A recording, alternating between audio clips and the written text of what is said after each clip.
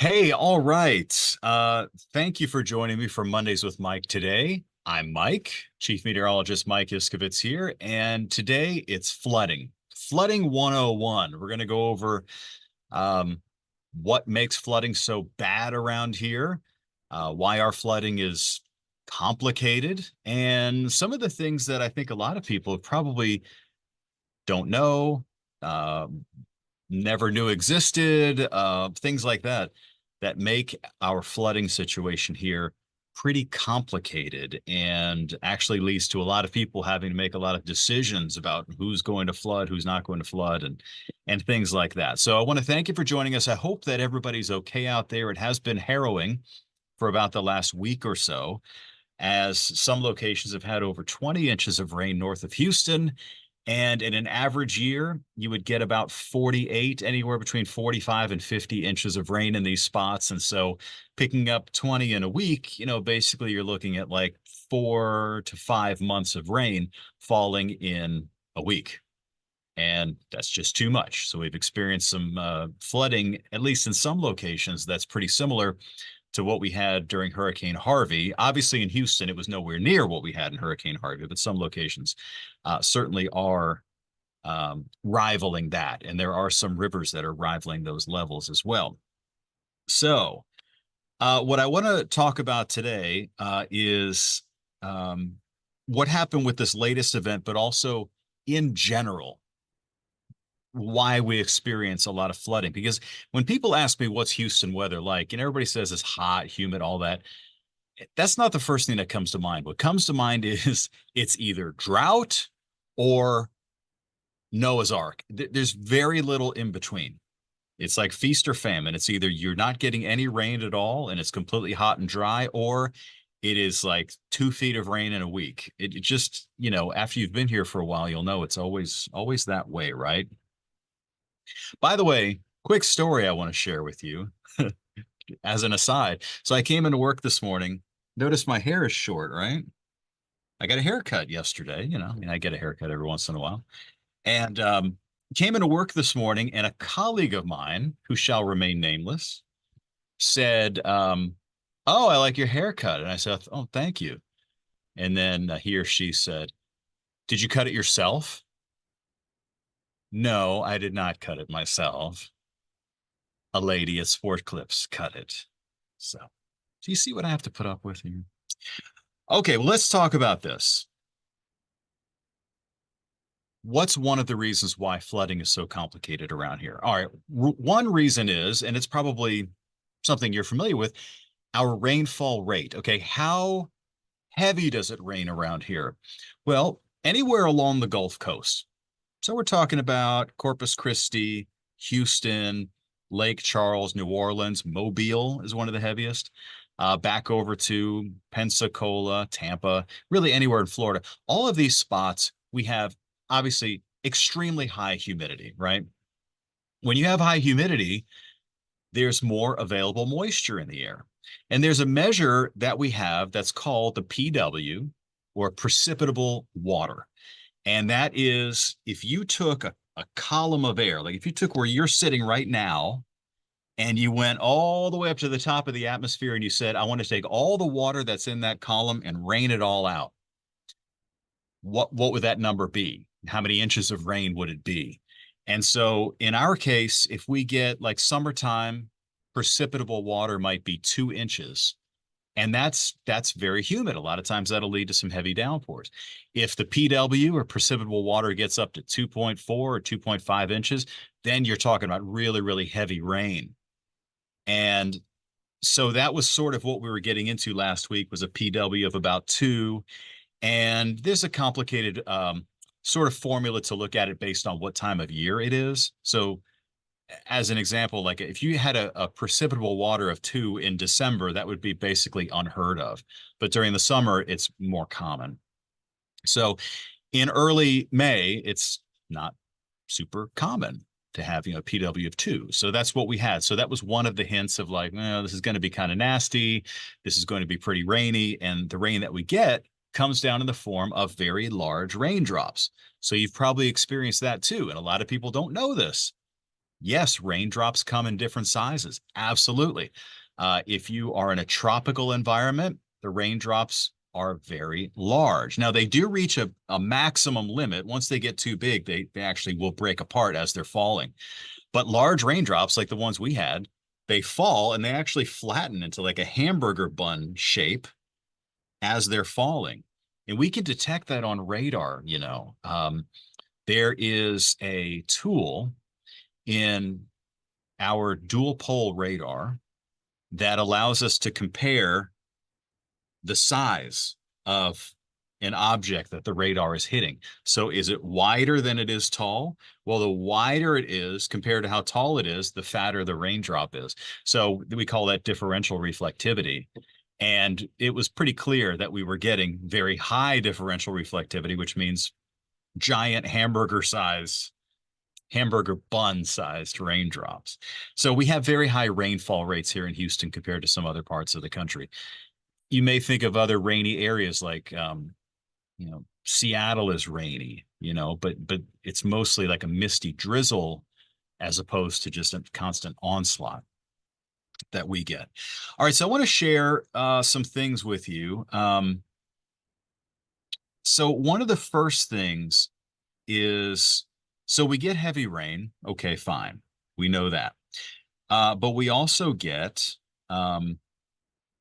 we need some place for that to go. So let me go ahead and share my screen with you. All right. So we need a place for that to go. And when we take a look at, and I'm just going to use Google Maps here, we have what's called our coastal plain here. So you have out in West Texas, you have mountains and like I guess you call it like high desert.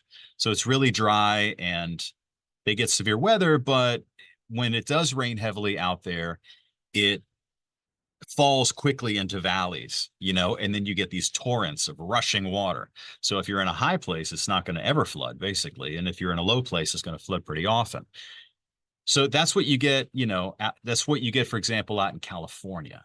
So we can zoom in here on California and you'll see, like here you have like these really tall mountains and then you have valleys and things like that. And then it flows down to the coastline. So that's where you see that flash flooding that takes place where the water is just, gushing down, sweeping everything in its path.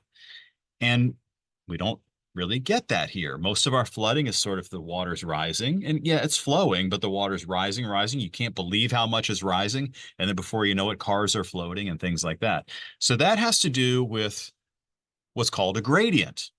So meaning that the drop off, how fast the basically how steep the land is not very steep. So if you took the woodlands, for example, here, I didn't draw that very well, but the elevation is about 100 feet-ish.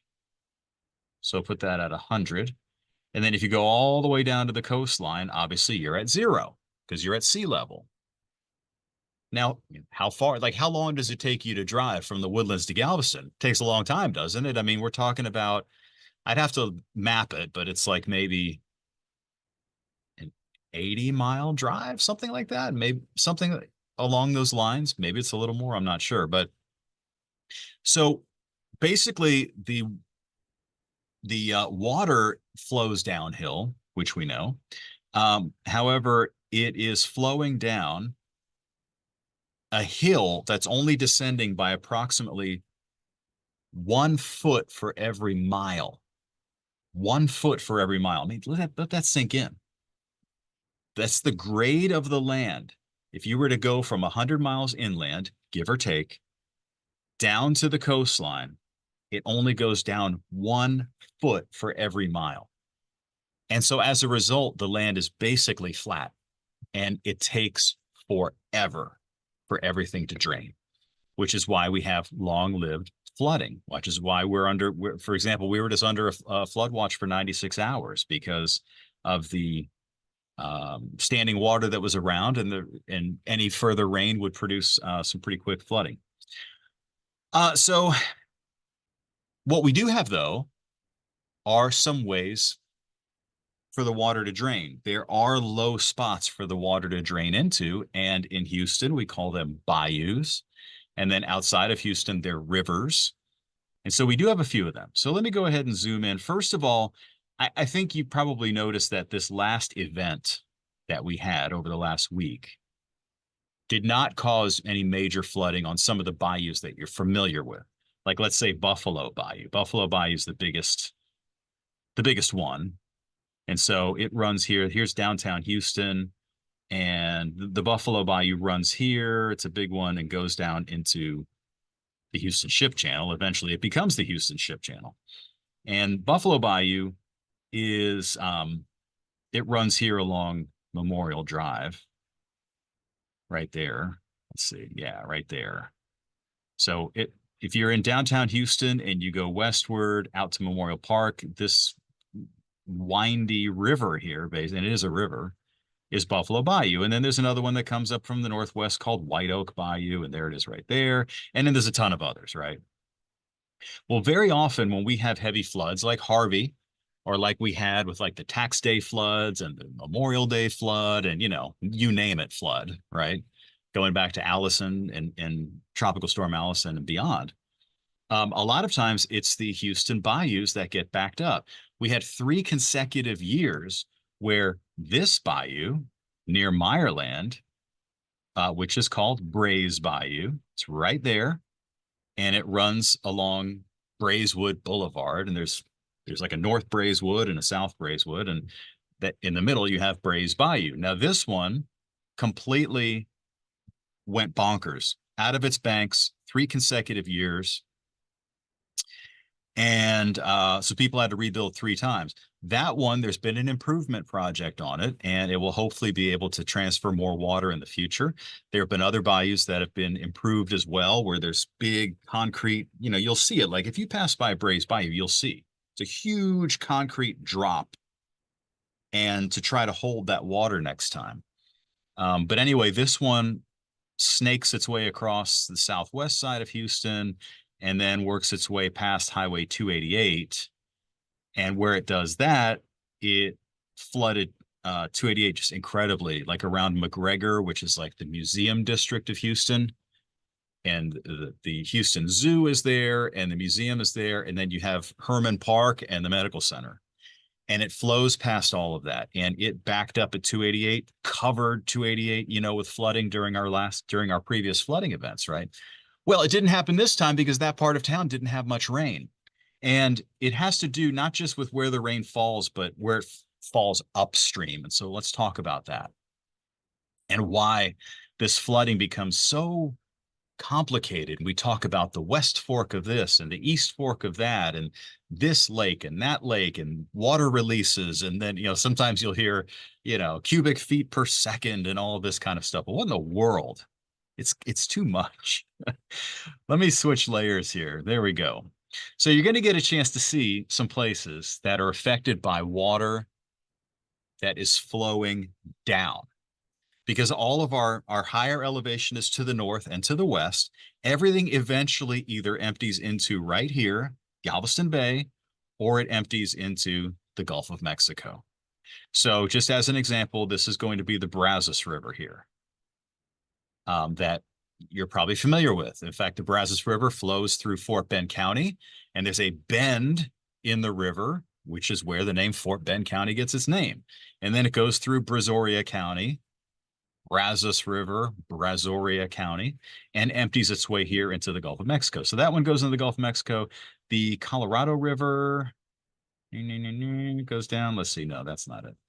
Goes through Wharton and snakes its way down into the Gulf of Mexico. Yeah, there we go. See this one right here, right there. Keeps going to the south, to the south, to the south, to the south, and then boom, goes out here into the Gulf. So anyway, they either go into the Gulf or Galveston Bay. Galveston Bay drains our bayous for the most part. They all drain into the Houston Ship Channel, and it also absorbs water from the San Jacinto River and the Trinity River. So that's where we get into it. So this morning, we were reporting on flooding in Channelview. And Nate Griffin was out there at this Channelview Estates. I'm not sure if it's called Channelview Estates or San Jacinto Estates because I saw them both. But it's over here, right near along I-10. See how it says San Jacinto Estates? See, I'm looking at my computer screen here. Old River, Forest River Estates. See, Cedar Bluff, River Park. Anyway, so this is a nice, it's like a sort of picturesque place to be, I guess. You see the ships go by and you're on the water and everything. The thing is, this is flooding right now. This whole area here is flooded, and you can't get into the neighborhoods. So why is that? It didn't rain that, yes, it rained a lot over here in Channelview, but it didn't rain enough to cause this kind of flooding. What's happening is the flooding is coming downstream. So up, if you go north, here's the San Jacinto River. And you'll see it snake around here, it snakes around there. It goes up here past Highway 90 around Crosby and Sheldon, makes its way up, up, up, up, up. Now, all of a sudden, what's this big blue thing?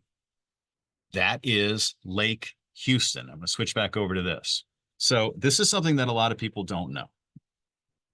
And if you know it, then you know it. But a lot of people don't know this. Every river, well, just about, well, most rivers in Texas have dams on them. I'm not going to talk too much dam talk, but we're going to talk about dams.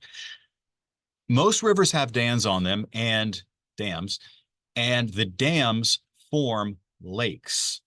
And just about all lakes in Texas are man-made. That doesn't mean that we went out there and dug the lake. What it does mean is you put a dam on a river, in this case, the San Jacinto River, the water backs up and you create a lake. And the lake serves a lot of different purposes. So it's there for recreation. I mean, people go boating and skiing and all that stuff that I don't do. It's there for drinking water because, like, for example, the city of Houston gets a lot of its water from Lake Houston. It's there for flood control. And it provides a habitat for wildlife. I mean, there's lots of things that it does. So let's zoom in here and I'll show you what Lake Houston looks like. And then I'm going to show you what every other lake in Texas looks like and how this affects Texas flooding specifically and our area specifically. So we just talked about how it was flooding in Channelview where Nate Griffin was this morning. Well, here's Lake Houston. And we're going to zoom in. You're going to notice here as we take a tour of lakes across the state of Texas, they all look the same. They all look the same. And what you'll find is that you have this big lake. And then on the south side of the lake, most of the time, you have a straight line. And the straight line is the dam. So here is the dam. You can see it. It's a big wall. And then along the dam, there is going to be a spillway. And the spillway is where the water is released from the dam. So here we go. So sorry, I'm zooming around here. So this is going to be the spillway. So the water comes out of right here and it flows. So it's flows down here. And then if the water level gets too high, then an organization called the San Jacinto River Authority will release water from the lake. They have to release it for numerous reasons. They have to release it to maintain the integrity of the dams. The dam doesn't break. They have to release it so that so it doesn't overflow. If the lake backs up, then you're talking about huge problems. So what they have to do is try and balance the water that's coming into the lake and then balance that with the water that's going out of the lake. Not that they want to flood people downstream, but they also can't flood people upstream. So they have to try to keep it as level as possible. So you'll see this is Lake Houston just as one example. And then if we go up, go ahead and turn this off. If we go up, so that's Lake Houston. Now you want to get more complicated. If you go up on the north side of Lake Houston, then it gets interesting because we have a fork. Here's where those forks come in.